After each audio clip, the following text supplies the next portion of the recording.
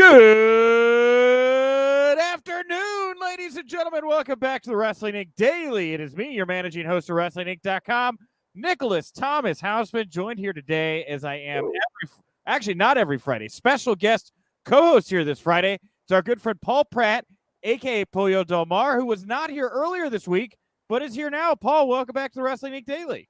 Well, I'm glad to be able to make it in this week at least once. I was traveling yesterday, so I didn't want to miss yesterday. I love Thursdays with you, but I was somewhere over, I don't know where.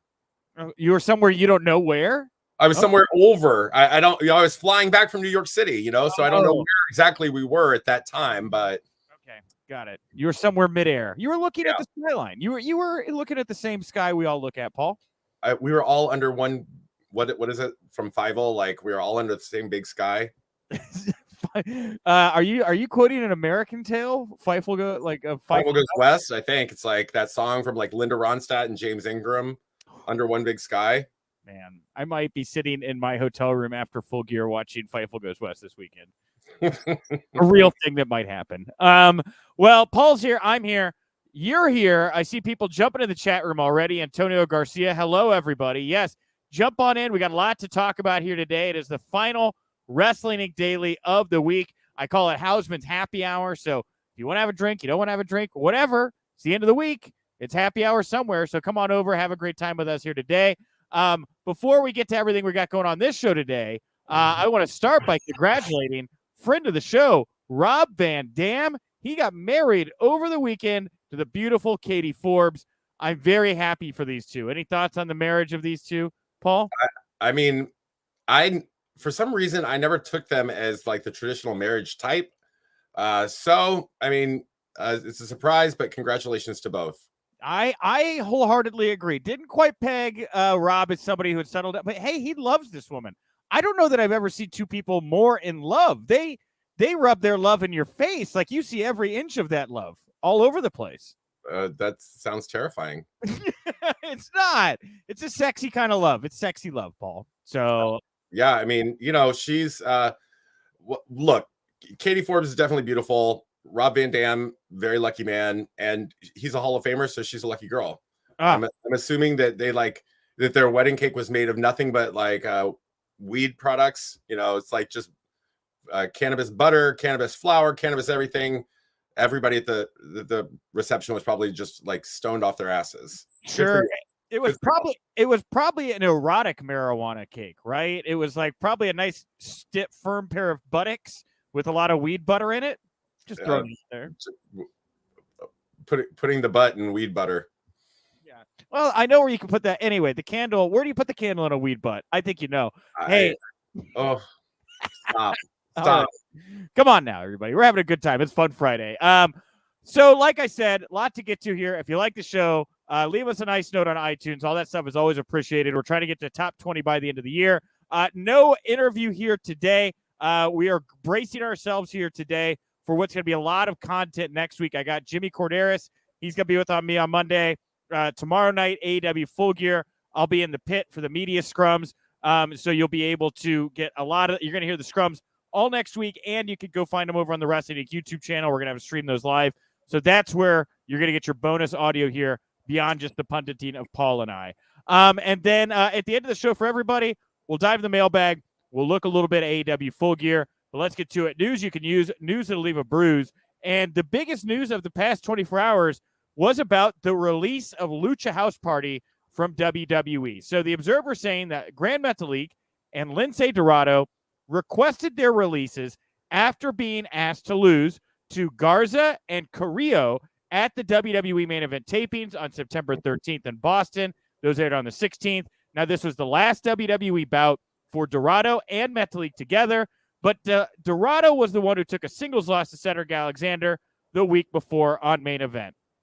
Now, regarding the loss to Garza and Carrillo, there was a feeling among some within WWE that this was punishment for Dorado, who was booked to lose the fall to a makeshift team when usually Metalik took the fall when the team would lose. At the same time, there were no plans for Garza and Carrillo to be pushed, which has since changed now that they are on the SmackDown brand. Now, Dorado, he was apparently upset after the loss to Garza and Carrillo, asked to talk to Vince, but wanting to talk to Vince over the result of a match wasn't viewed well, especially because it was on Main Event, an episode that most fans won't see outside of Canada. Now, Dorado was the first to ask to be released. Following the match, Metalik agreed to ask for his release as well. Metalik wanted out at the time. Word is that that he is not the kind of guy who would have asked to been let go. There's a feeling that Dorado and Metalik wouldn't have survived the most recent round of budget cut releases anyway, despite the earlier request to be let go. And the releases were speculated on when they were left out of the WWE draft, which came after they asked to be let go. So any thoughts here on the releases of Lindsay and Grand Metalik? There's a lot of speculation about two people from the roster that I think the general fans almost would have forgotten even existed on this roster. They were wildly underutilized in terms of their presence. Certainly no kind of push for either of these gentlemen as a team or individually in a very long time. So I think that what I find so interesting is that people are so intrigued by the thought of this release after the fact, when there was very limited support for them while they were with the company, to begin with. But in terms of the push or their frustration regarding losing to Humberto Carrillo and Angel Garza, whether that team was slated for more or less of a kind of a focus after the fact, both of them are kind of higher up on the food chain in terms of conversation. I mean, Humberto Carrillo is somebody that they've kept pushing back into a higher mid-card level to begin with.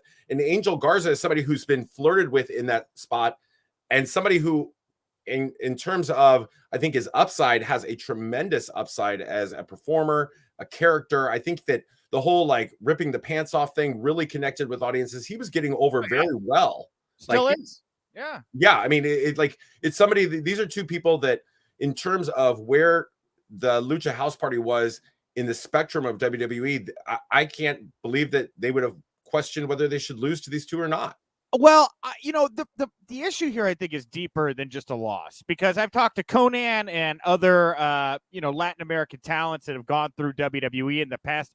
I mean, I want to say few years, but I mean, this thing goes back to the beginning, right? And at a time when you see women being pushed more, or the perception of women being pushed more, or you see black men or black performers being pushed more, it is glaring how Latin American talents in WWE, they don't really seem to be having the same moment as a lot of other people, right? I mean, it's a long line of people at this point that seem to leave the company disengaged. I'm saying Latin American talent that leaves the company really disengaged with the way they were treated, and definitely a feeling of a glass ceiling, I guess, at WWE, a lot more obvious for these talents. And I don't think it's just a loss. I think it's, maybe a feeling that he was losing his spot. I'm not really sure. There's a lot that goes into something like this, Right. I think that there's a lot to be said for that, because we've seen, with the exception of a very, very small handful over the history of the last 20 years or so, people come from Latin America as tremendous stars, and they go into WWE and they get wildly devalued before they have to go, but before they're let go. And then there's the uphill battle of reclaiming that prestige that was just erased so viciously with repeated losses or repeated ways that they were treated in, as a lesser talent. And I think that for a lot of these individuals, if it were me, I know that WWE is the dream for most people, but I would really second guess any decision if I was a masked Latin wrestler, if I was a Japanese superstar, because Japanese wrestlers face the same thing on an ongoing basis, where they come in as this icon from, of their home country or their territory that they're representing, and they just get treated so poorly that by the time they get ready to leave, we have forgotten what they ever were before they got there. Yeah, and it does. It happens, unfortunately, far too often, and you look at a guy like Grand Metalik, who was having, bangers with Kenny Omega here multiple time world champion before coming to WWE. I think Lindsay, I think Cross, Scarlett, I think there's a good handful of talents here. You know, we've been looking at that North American landscape for a while right now. When you get released, who's going to AEW? I think we're going to see a real resurgence down south of the border here. I think that AAA is about to pick up some really hot talent right now, and hopefully be able to do something with it. I know Conan's got a great booking mind and will know what to do, I would think, with some of these bigger names that are going to get dropped in his lap. You know, one of the things that tangentially this conversation made me think about, I've been recently reviewing and rewatching a lot of the Lucha Underground stuff that, you know, aired. I can't believe it. It's almost 8 years ago now. And one of the things that was so beautiful about that product, besides the cinematography and like the match quality and whatever, there's a million things that were amazing about it. But one of the things that was truly incredible about it is that there were very few talents that they presented that did not come across as a star, who maybe that just wasn't their moment or whatever, but they all came across as really potential challengers, if not in that moment, in a very near moment. You know, like their chance was coming, or their opportunity was just ahead. And WWE does not present people this way. And it's, you know, AEW presents it much more that way. Impact Wrestling presents it much more that way. WWE absolutely doesn't. They present it in a way where you are either the chosen one or you are not the chosen one. And it becomes blatantly obvious by watching their television product. Well, and you know, the thing with Vince is Vince likes very simple two-dimensional characters that hopefully evolve into something more three-dimensional over time that you could build stakes around. The unfortunate problem right now with a lot of these talents is what they're getting saddled with. You know, I'll never forget that report about Kalisto, because he was the first of the Lucha House Party members to leave, and how frustrated he was, because I think it was Lindsay's idea to do the Lucha House Party thing, because he knew that Vince would love stereotypical Mexican-American gimmick. I mean, we're talking piñatas, right? The stuff that even the whitest of white guys know from their local Ponchos, which was a restaurant in Texas that's maybe not fair, but I grew up in a Hispanic community. Anyway, white Hispanic community. Anyway, you know, so I know there was frustration to that, and just kind of the open kind of nature of the fact that this is what your boss wants, right? You know, you look even back at the Mexicools, like this was how Vince saw the way to present, you know, Mexican talent. You know, I would say it's not the same for black performers, but it's only been recently, right? I mean, you look back at Crime Time. I think there's still elements of what is going on with R-Truth that maybe could be refined or updated, if you know what I mean, right?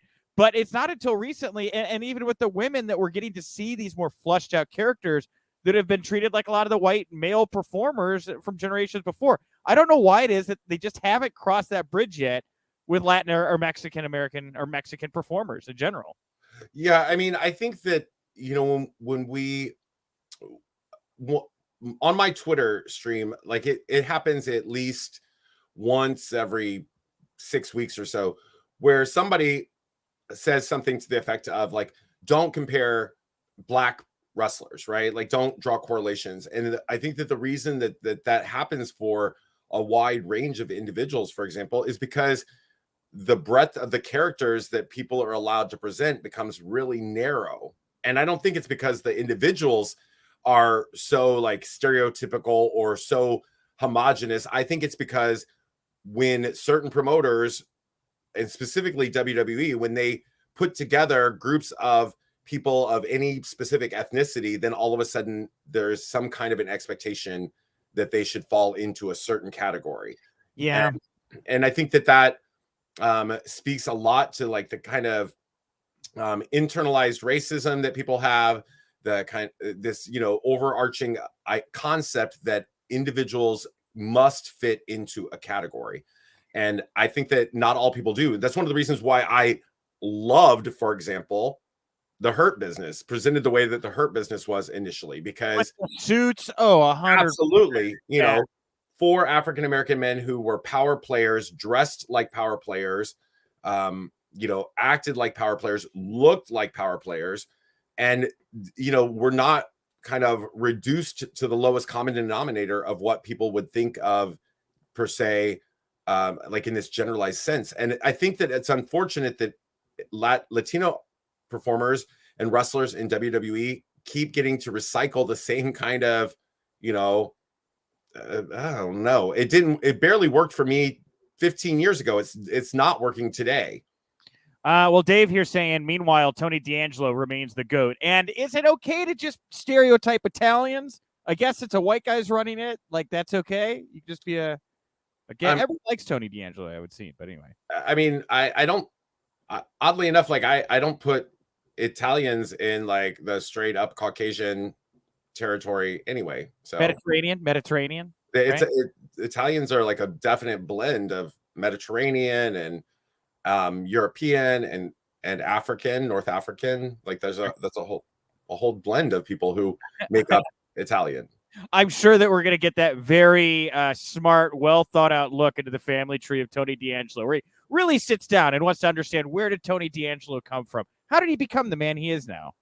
I mean, to me, that character is just like, it borders on like recycling the full-blooded Italian gimmicks from years ago. So like, I don't think it's that original. Hey, I bet it's over under a year before we see Nunzio alongside Tony D'Angelo. So, I mean, I think that's a gimmick that's been done before. I don't think that it's particularly unique or original.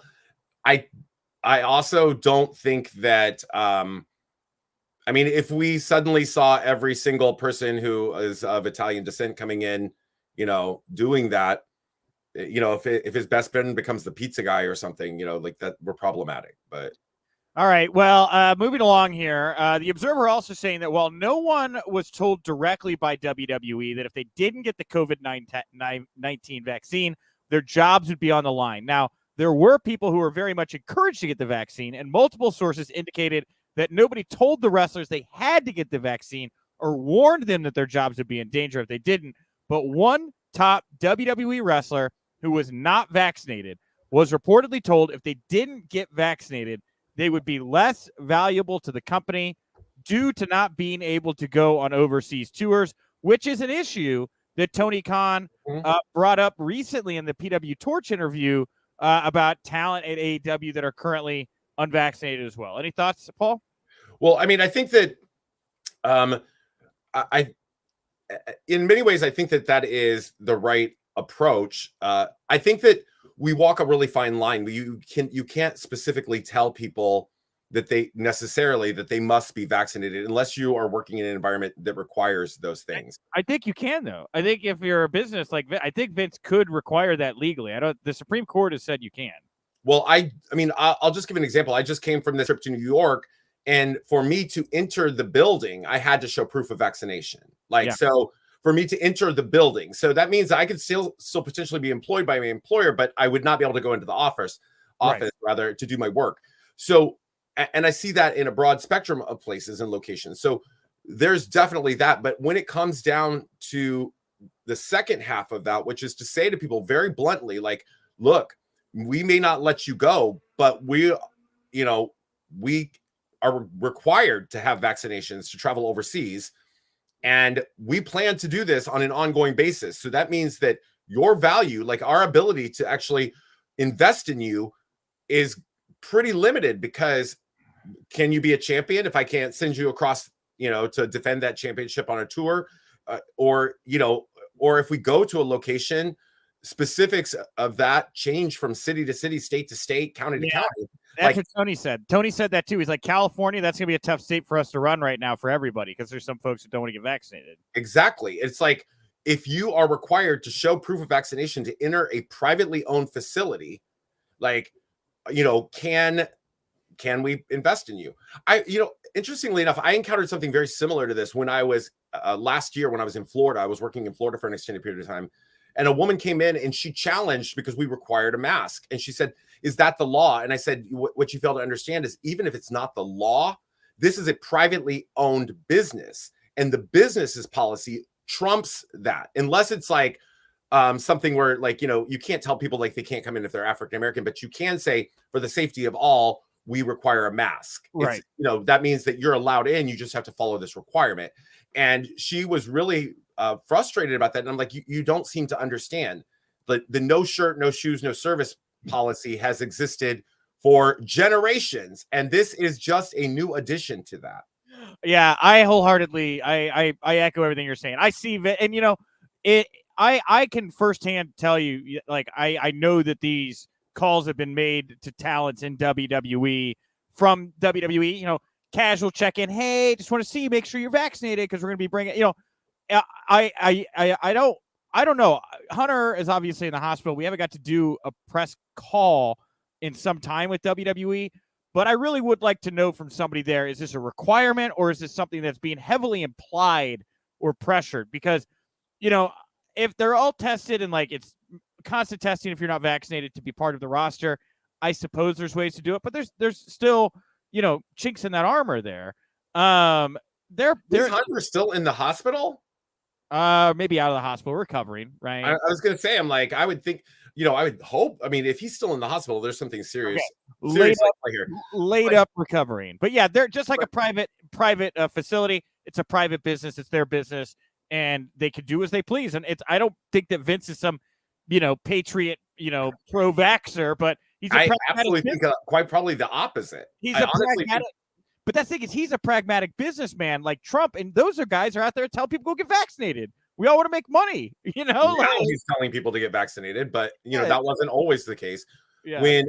When his politics hinged on it, it was don't get vaccinated. When his money hinges on it, it's get vaccinated. Go get vaccinated. But you know, the situation that we're facing here is like, I think that this is a prime example for like that a person can have like perhaps whatever political or even financial beliefs that they have, but then suddenly when it hits very close to home, like your son-in-law, who is obviously a beloved member of your family, just had a heart condition situation, which means that he's probably heavily medicated, which makes him more susceptible to something like a COVID, diagnosis. So suddenly it's like, you know what? I don't care what your beliefs are. Like this guy is more important than you are, and we have to protect him. Like, do your diligence. And the same thing happened with Roman Reigns, right? Immunocompromised. Absolutely. And again, it's like, it's a real issue. And it is the right of the business and the venue to require what they believe is safest for the people in and around it. And, you know, again, it's just the nature of the things right now. And so anyway. It's also the right of the people who are like the absolute highest on the food chain to be like, I'm the most at risk here, and you either get to play along and protect me or you get to go. You know what I mean? Like, seriously, Roman Reigns, even though it's been 2 years back, he's still immunosuppressed, right? Yes, that's part of the deal. Yeah. Triple H coming out of the hospital is still immunosuppressed or immunocompromised. So Vince McMahon's 120 years old.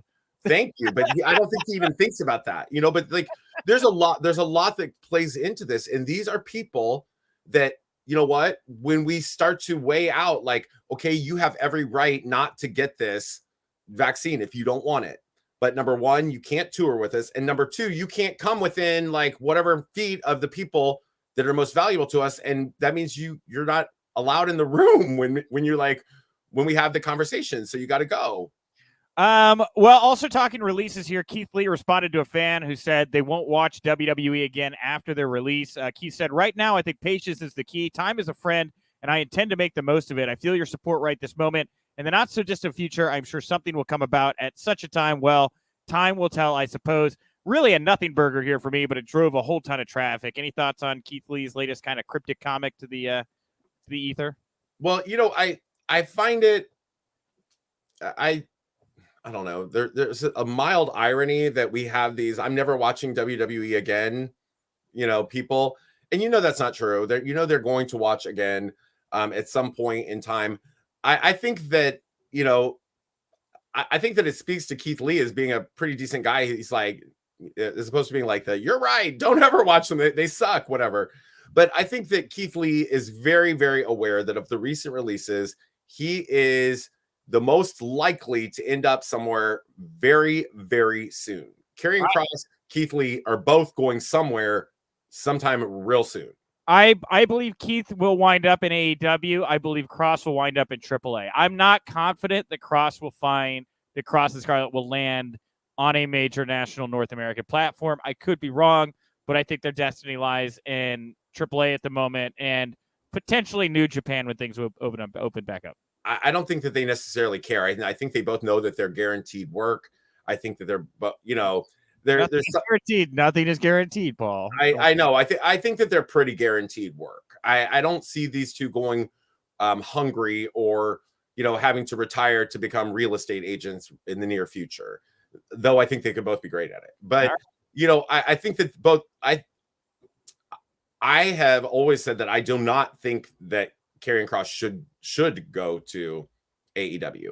AEW has a terrible track record with big, powerful men being consistently developed in a way that would show that. I think that the best is Murder Hawk Monster, or the Murder Hawk Monster is just so underdeveloped there.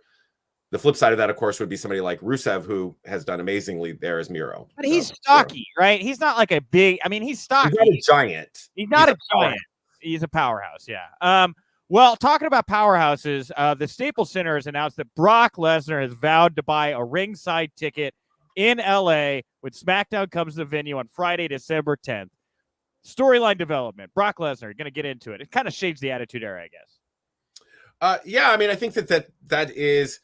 This is a throwback to not just that era, but it's been done for eras and eras and eras where somebody gets just thrown out or banished, and then they're like, I'm going to show up and buy a ticket, and then what are you going to do? Isn't it kind of fun to see Brock in this role, though? Like just a happy-go-lucky, I'm buying tickets baby face. It's so different than like the last dozen storylines we've gotten with Brock. Well, I mean, isn't it interesting that somebody finally decided to have an evolution in Brock's character? Yeah, finally. 10 years in, like they're like, yeah, let's try something different with him. Finally. I bet that was Paul's idea. All right. Lastly here, before we get to the mailbag, and what I think is probably the dumbest story of the past 24 hours, Ric Flair bringing back his Woo Nation podcast. This time it's going to be uncensored. The Podcast Heat Network announced yesterday that Flair's Woo Nation Uncensored podcast is going to launch on Wednesday, November 17th. His co-host is going to be WCW commentator, Pittsburgh radio veteran, Mark Madden. I think this is a terrible idea for Rick, and I also think it is glaring that this is not ad-free shows.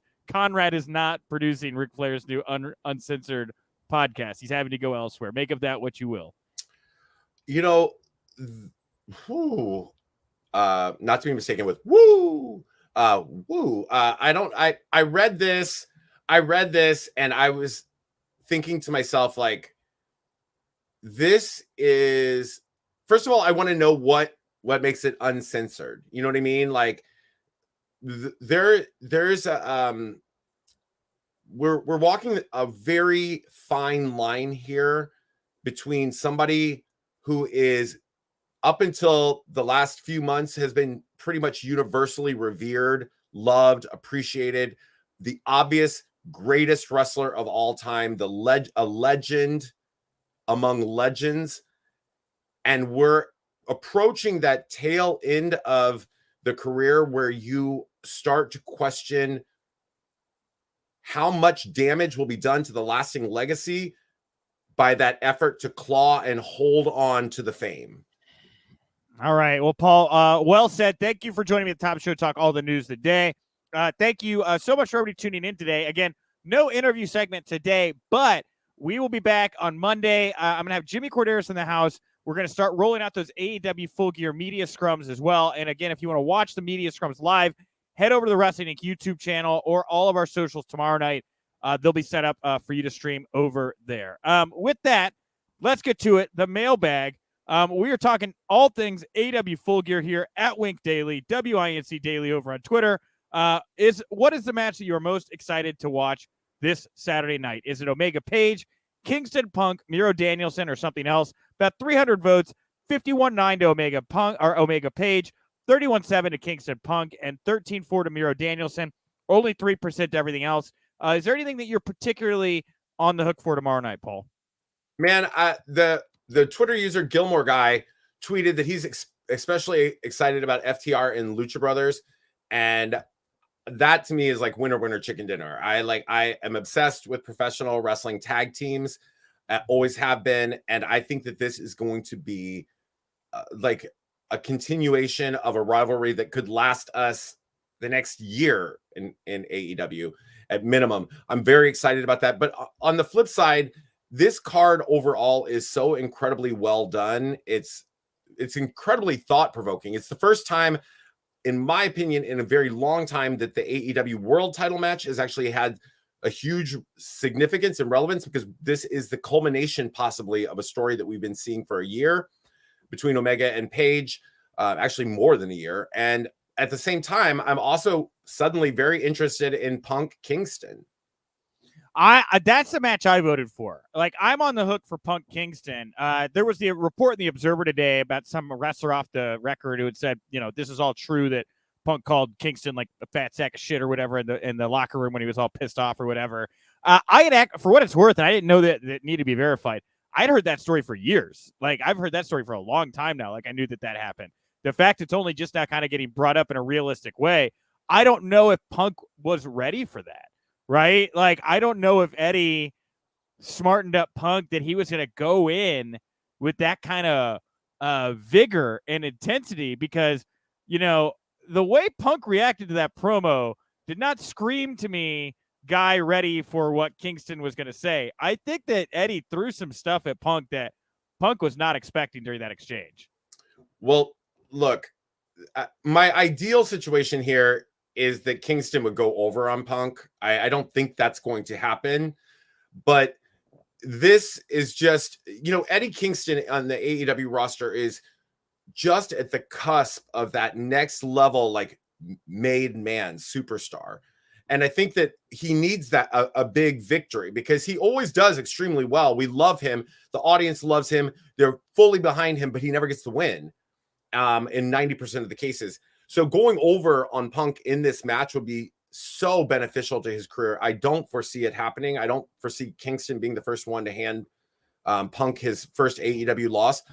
But in terms of the power of Eddie Kingston, the guy is top notch. I'm 70-30 Punk walks out. There's a 1 in 3 chance for me that they walk into that building and Punk, and granted, I don't maybe I'm giving Punk too much empathetic credibility, walks into the building and says, I want to make good on what I said to Eddie, right? Like, this is a chance for me to really kind of put somebody over, right or wrong, and I can rebuild. My gut says Tony's going to have Punk beat Eddie and then come out and on Dynamite say, you earned my respect. You earned my respect. Yeah, exactly. You read my mind, right? You read my mind. It's going to be the 70% of me says that. 30% says, like Antonio's saying here, we'll see if Punk can humble himself and take the fall. And again, it's not Punk's call. Tony Khan will make that very, very clear. Tony makes all of the decisions, right? Yeah, well, that's a whole new can of worms. Those tweets about how he wants now credit for everything relating to women's. All right, let's bring it up. MCAS Pierre Hausman got here late. Did you talk about the NWA stuff? He was really defensive, and all he had to say is no, AEW doesn't plan on doing an all women's pay-per-view. TK needs to get a grip sometimes. I was on this call yesterday. I asked him about Bray Wyatt. He said what he said, but I was taken aback. I mean, look, Tony does a lot of good for pro wrestling, but interrupting a woman asking about an all-female pay-per-view to correct them for how much credit you deserve for women's wrestling, not a good look, Paul. Nope. One of my favorite things is a tweet I saw that said somebody said something to the effect of, "Oh, when you realize that the pompous character that Tony Khan played on Impact Wrestling isn't really a character." The more, again, this is like what I was saying about Ric Flair. Like sometimes, like isn't uncensored Ric Flair something that's going to work towards the lasting legacy of Ric Flair?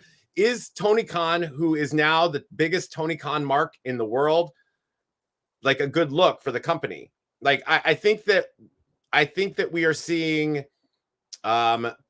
Tony Khan, it's been a humble road that we've seen here. He started out as a big fan of wrestling with the money, and then he built something, and now he is high on himself. That's how it feels. And it's not becoming, like, I was going to say it was not becoming something, but I can stop it. It is not becoming. Yeah, and MCAS was saying, I guess he did apologize, which is good on him, but still not a good look. And yeah, it's a growing experience, right? I mean, which amongst us can't relate to having billions of dollars and no responsibility for the things that we say or do, and having to grow in that kind of a space, Paul? I mean, exactly. Like, the poor little rich boy. One of the things that is interesting here is that the question that was asked was, basically, how is AEW going to grow and develop and make its women's division feel more powerful? Because ask anyone, that women's division is lackluster. It has some amazing talent, but the way they focus on it, the way they showcase it, not so impressive. So is AEW going to have an all women's pay-per-view? And the response is like, I basically, floated the bill for the NWA one. Give me credit for that.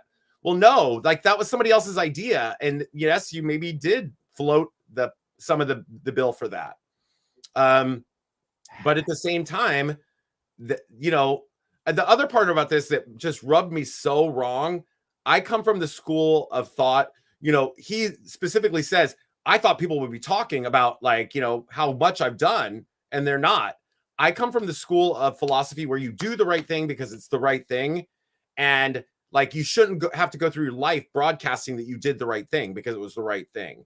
Like, if I pull up to the toll booth at the bridge and pay the guy behind me's toll and tell them to pay it forward, and that starts this whole thing, doesn't it diminish something about like the kindness of that act by going around telling people all day so that people are like, oh my God, you're such a good person. You're such a nice guy. It's self-serving in that regard. Well, and to worst gamer here saying, I'm starting to think Tony feels about women's wrestling like Vince feels about tag team wrestling. He knows he has to do it, so he does the bare minimum. And, look, AEW has a lot of success right now. But it is glaring when you look at the skew of who watches that show. It is male dominant, right? Like, I think WWE has more women percentage-wise that watch their product than AEW right now. Mm-hmm.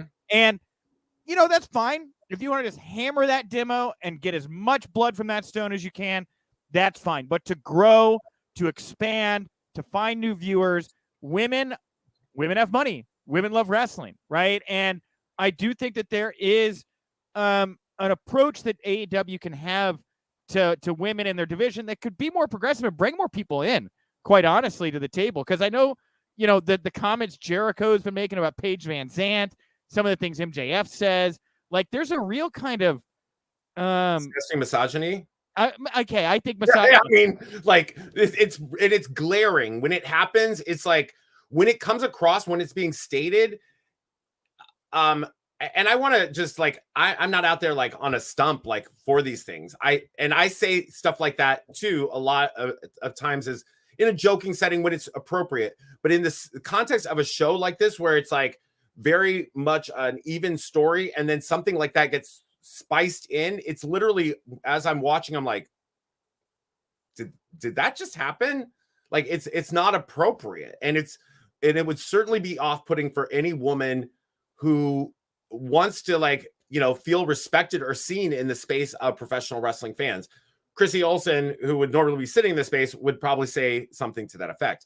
I will also say that in terms of this concept where he wants credit for what NWA did with the Empower pay-per-view, which I will remind you I was on, like it smacks of 2 weeks ago when he wanted to like, he had Punk go on that like friggin' out there stumping for the fact that they let Moxley go to rehab.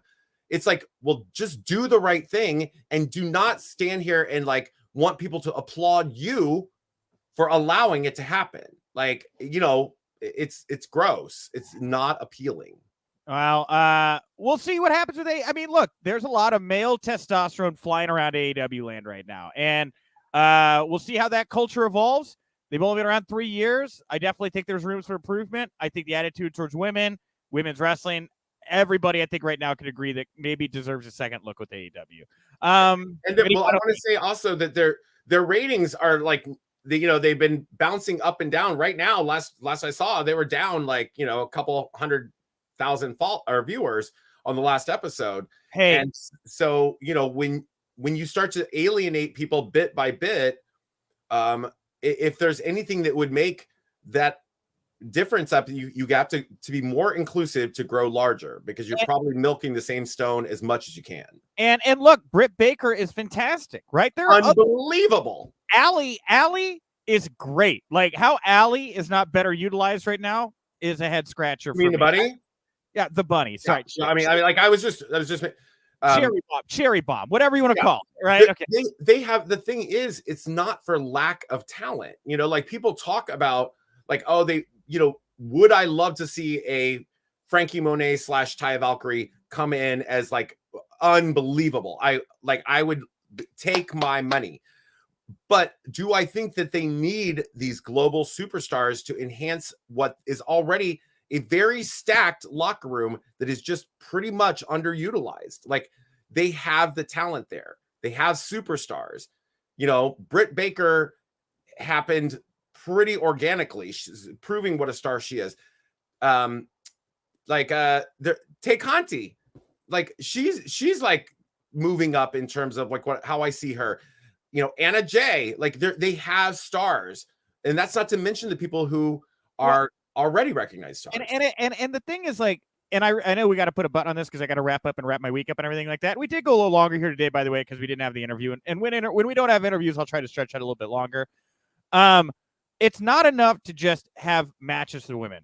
The women need storylines like the men. Exactly. They need long, ingrained, meaningful storylines to be able to rise to the level of importance as the men. So if you have a great idea for a singles women match, sit down and write out 8 weeks worth of TV to get to that match, and then do that 3 times and weave them throughout the rest of your product. And I think you're going to have a lot better perception of your women's wrestling right now in AEW. Absolutely. And I agree. I want to see Frankie Monet step up to Britt Baker. I think that would be fire, straight fire, and I would like to see it. So anyway, hey, I want to thank everybody for joining us today. Paul, thank you very much for jumping in. Of course. I will be back on Monday. I'll be joined by Jimmy Corderas. I'll be joined by Michael Weissman. Again, full gear coverage over the weekend. Live scrums over on the Wrestling Inc. YouTube channel, Twitch. We're going to have coverage blown out all day tomorrow, including a watch-along over on our Twitch that you're going to be a part of, right, Paul? As far as I know, we're still planning it. Like I'm looking forward to it. I'm looking forward to that pay-per-view event. I'm looking forward to interacting with more of our team over there and more of our viewers. Yeah, 100%. It's going to be great. We'll have lots of social media coverage, of course, the written coverage on the site. And, of course, we like Wrestling Inc. Daily, support WrestlingInc.com. We're on all the socials. The Wrestling Podcast goes night after the big shows, including tomorrow night after Full Gear. Even more content you could throw into your ear and eye holes here tomorrow night. And lastly here, before I throw it over to you, Paul, just want to let everybody know, Christy Olson is no longer going to be a part of the Daily. She's been a great addition to the Daily. I want to thank her for all the time she spent here on the show. I wish her nothing but the best in what she's doing next. Paul jumped in today. Next Friday, we're going to have TK Trinidad sitting in with me as the co-host. We may try a couple people out. We may not. We're going to find out who's going to fill that Friday seat.